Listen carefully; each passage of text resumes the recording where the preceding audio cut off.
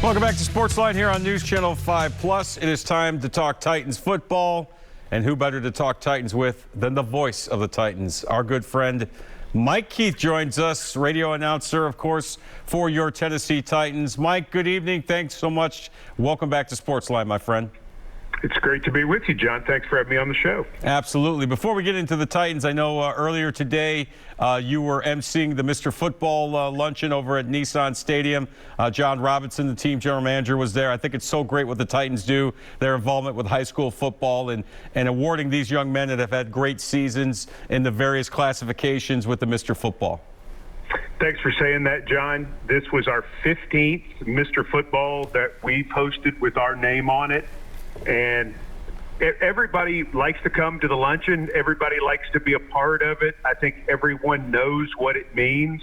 We're kind of excited because we get a chance to meet some of these kids who are going to be superstars. And they're a bunch in this state. But it just reinforces what Bud Adams said when we moved here in 1997, and that is we were going to help promote football. And for those young men to have a chance to come to Nissan Stadium and see that, have an NFL general manager present them with their award. The 10 winners go downstairs and they're surprised with their own locker in the Titans locker room and their own customized Titans jersey. The TSSAA does a whale of a job facilitating everything, and we try to turn it up to 11. You know, that's our whole goal is we want to turn it up to 11 and make it extra special for these guys and for their families. And just show them what it means to us. High school football is still the lifeblood of what we do.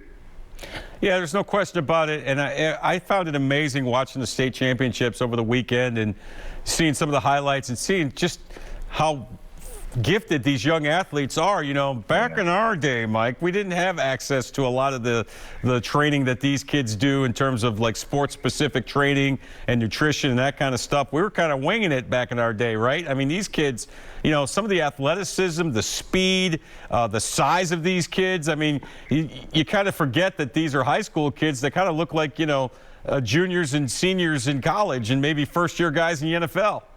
That's amazing. And when you have an opportunity to see the specialized training that they have, and then the off-season programs that they had now, if in the state of Tennessee, if we were going to pitch and catch with the quarterback and a receiver, we had to go do it on our own. You know, there was not a 7-on-7 camp or, you know, the different things that they do training during the summer. And I think it's really good, John, not just for the way that it sort of hones the craft and makes them better. I think it's also better for injuries. I think the fact that they train during the summer the way they do helps them a great deal when they get to the games in August. And the TSSAA does a whale of a job with some of their rules about heat, and there are things that they do. But listen, you can't sit in the air conditioning all summer and get ready for football camp, even if you're lifting weights. Right. The fact that they get them outside and get them working in June and July, I think is a huge help.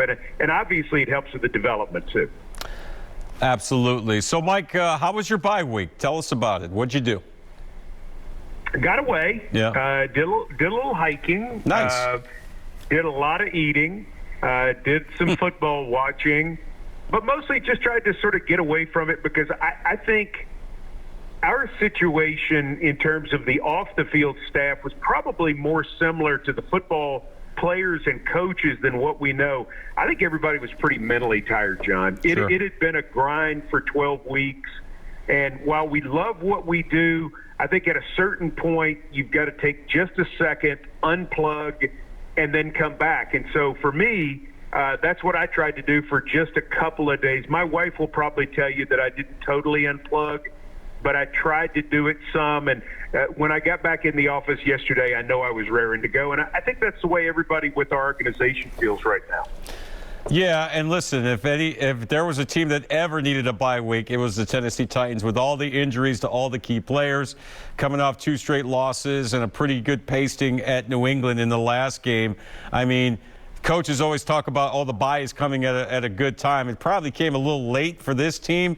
I'm not crazy about taking byes in, early and mid-December. I understand, there's an extra game now, so the season is 1 week longer. But, man, if ever a team needed a bye week, it was these Tennessee Titans, no?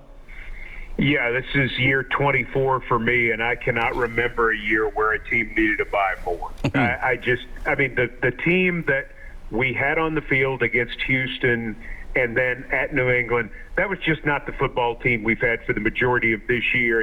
And I mean that from the standpoint of not only some obvious personnel absences, but also some of the guys who were playing were dinged.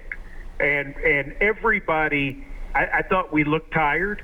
I thought they were trying to give a good effort. Don't get me wrong, but Sure. they just didn't have the go-go juice to do what they needed to do in key situations in both of those games.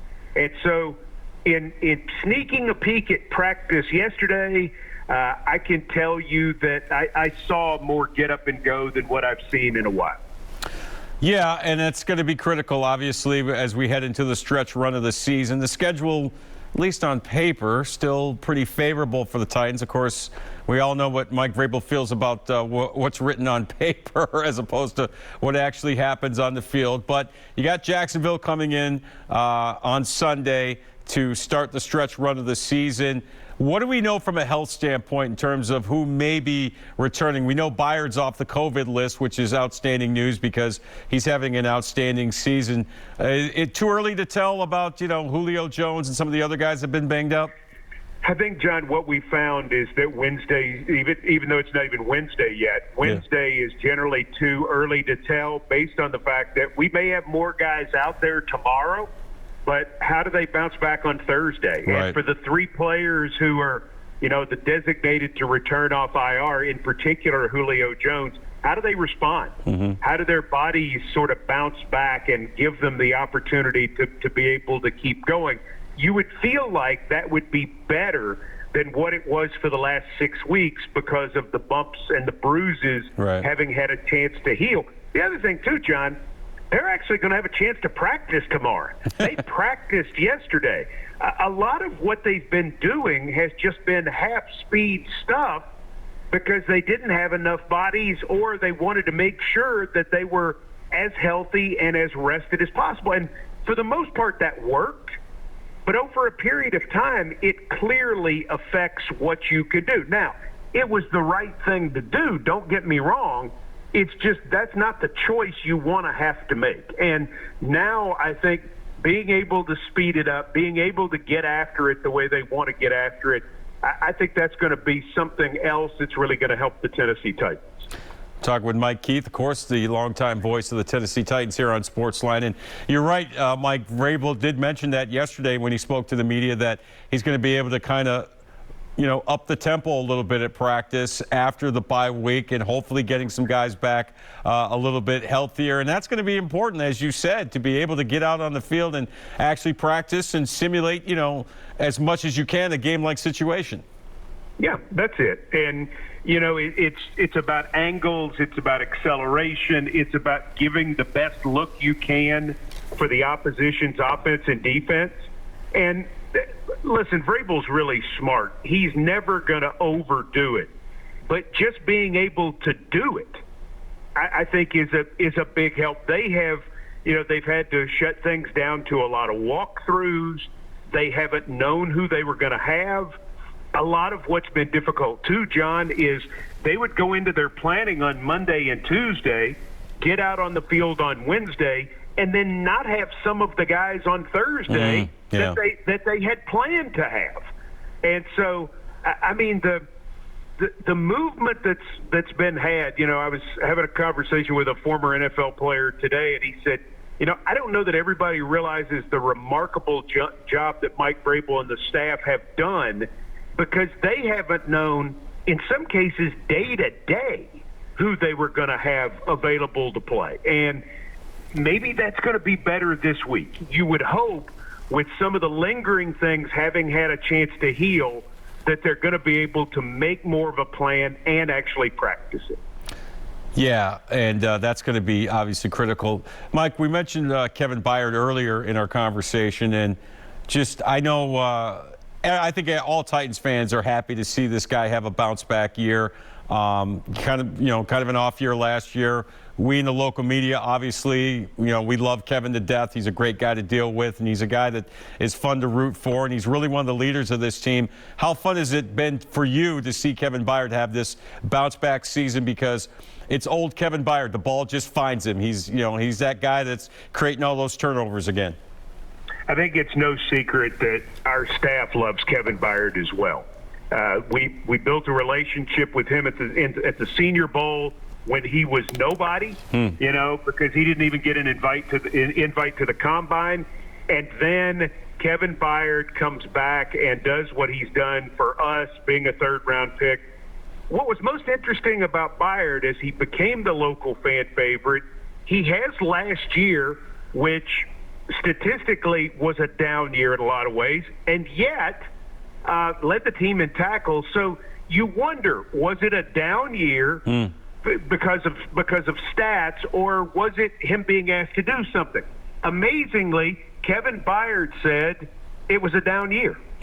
And by taking that on himself, by being real, he did something that the majority of players don't do, and that is take so much responsibility and say, I'm going to fight back. And that's what he's done. It's for somebody that you like so much and somebody that you value so much, it's a really good story in 2021 for the Titans.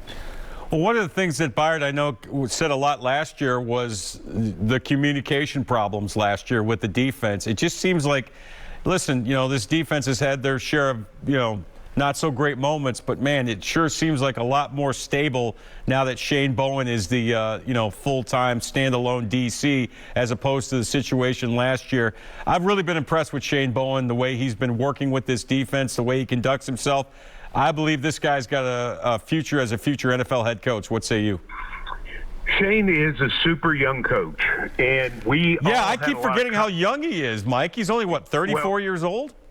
Brett Kern's older. Wow. Brett Kern doesn't like hearing that, but Brett Kern's older. But that gives you some perspective about his age, and he's really bright. He communicates with the players well. I think a lot of the things that Mike Vrabel did in the offseason, not just naming Shane, but then putting Ryan Crowe in charge of the outside linebackers, so then Shane Bowen didn't have a position that he had to coach. And it's not that he didn't want to, it's just now he can be a walk-around coordinator that everybody knows is in charge. Everybody knows he's the guy. And bringing in Jim Schwartz as well as that eye in the sky, I think was a big deal. Adding him to an already really top-notch staff.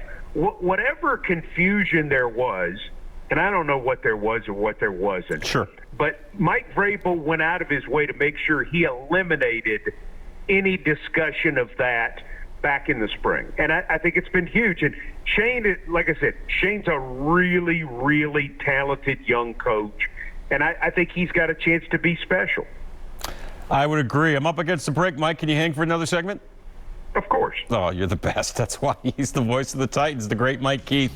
Will join us on the other side. We're going to talk about all the turnovers the offense has been conducting lately, and should we be concerned about Ryan Tannehill? More with the voice of the Titans, Mike Keith, after this on SportsLine.